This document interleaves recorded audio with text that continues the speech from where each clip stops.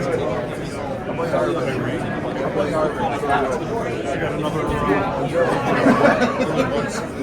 me get your name card too. Thank you.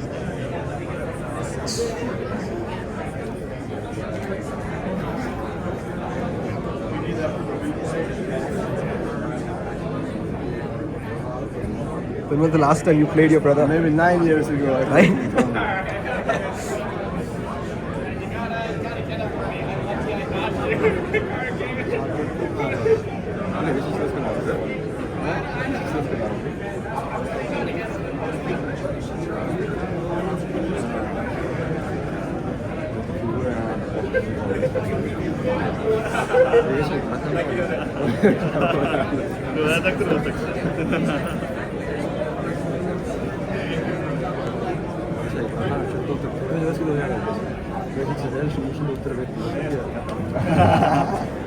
Я прибрался, я готов.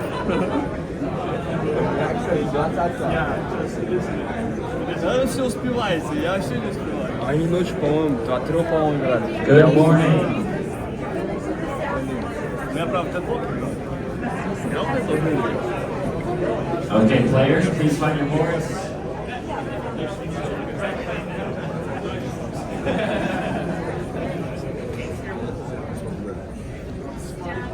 Welcome to the Naroditsky Memorial Blitz. Congrats. Yeah. Spectators, Throw, yeah? spectators, You look please alike. note that phones are permitted for this round only.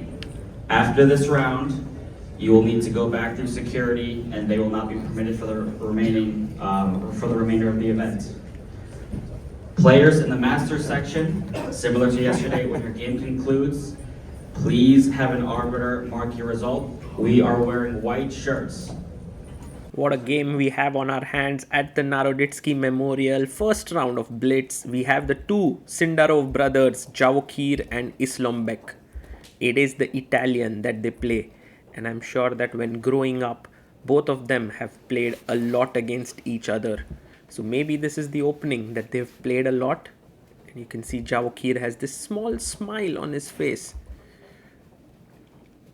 Islombek is a candidate master. He has 2300 in Blitz, which is like he's a strong player. H3, very symmetrical play by both of them. I mean 100% symmetry. But I think Sindarov likes to play, Sindarov as in Javokhir likes to play this with the white pieces often, because he knows as white he will get in the first d4 move, like he'll be the first one to get that break, and there you have it. He plays it, which kind of gives him something to play for here. Of course, a big threat now is to play d5 and fork the two pieces. Bishop takes b3 is a nice idea, which he does, and now you can castle, but Islombek takes. Now the e4 pawn is a bit soft, so you can actually castle and put your rook on e8 and try to pressurize that e4 pawn. That's a typical idea in these structures.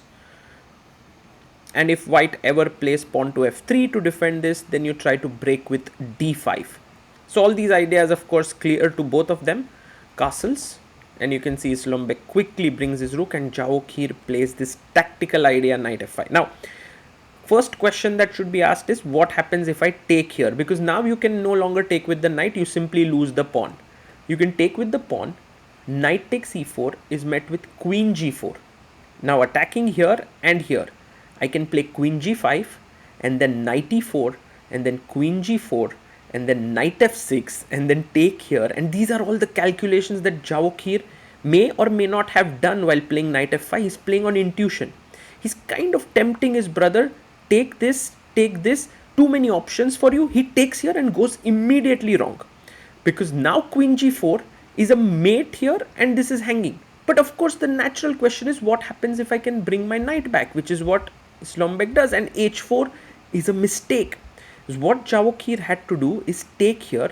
Let's say for example you take cb, because then otherwise rook gets traded, and now f4 takes into control this square and this square, and after knight e6 there is knight h6, white is winning. But instead he plays h4, and now a beautiful move by Islombek, knight e5. And a good idea now is to play queen f6, attacking the knight. It's, you know, it's like one tough move after another, but black can survive. Instead he goes knight e6, but this is not so good because now h6 is hanging. Whether you want to take it with b6 first and then he takes directly king f8 and comes back to f5. I must say that Islombek has played this really well to survive. Now queen f6 actually gives him fighting chances in this position. The main problem, of course, is his time. He's down to a minute while Javokhir has 2.5 minutes.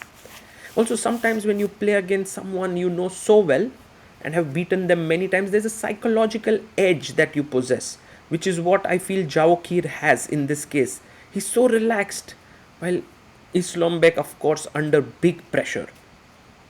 Okay, queen f6 needs to be played. If you play something else, then there is knight d5 jumping in. He plays it. Wow. Queen h3, queen g6 quickly played. Maybe instead of queen g6, the better move could have been g6. Yes, it's a bit complex, but okay, queen g6. Now rook a4. Beautiful chess by Javokhir. I think this move will put so much more pressure on Islombek. Knight c5, he attacks the rook, but now with the knight, queen, bishop and rook, this is an unstoppable attack. Queen h7, and you can actually swing your... You want to play on g4, but unfortunately queen takes f5 hangs. So rook h4 is a good move. Knight comes to d7, and knight to d5 would bring another piece into the attack. I love how Javokhir is playing this. Actually, brilliant chess, I must say, by him.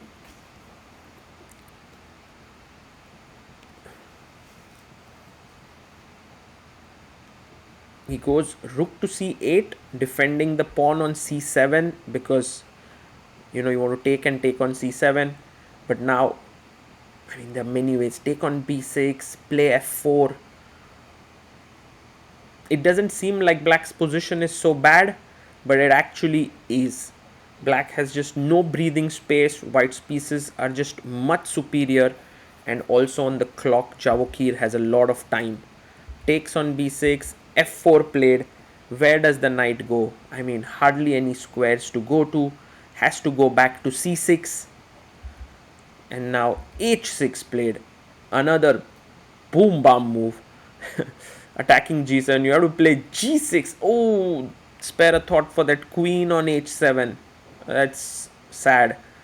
And now you can see that there's some tactics here. So knight d6, cd6, queen d7 should work. It's also possible to simply bring the knight back. He takes on d6, quickly plays f5.